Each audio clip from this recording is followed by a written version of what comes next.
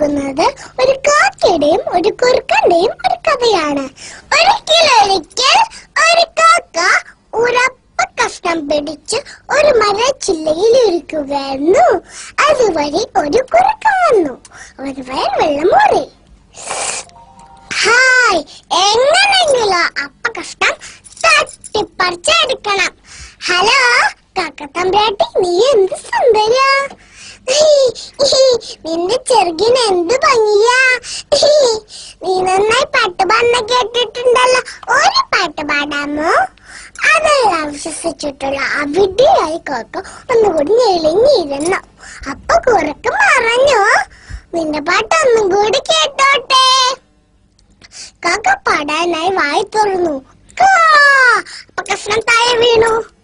ഓടിച്ചെന്ന കുറുക്കൻ ആ അപ്പ കഷ്ണം എടുത്തോണ്ട് ഒരു മൂളിപ്പാട്ട് പാടി അവിടെ സ്ഥലം വിട്ടു. കാക്കയ്ക്കാണെങ്കിലും സങ്കടം വന്നു. കൂട്ടുകാരെ, ഇതിലൊരു ഗുണപാഠമുണ്ട്. വെറുതെ പുകഴ്ത്തുന്നവരെ വിശ്വസിക്കാൻ പാടില്ല. നന്ദി, നമസ്കാരം.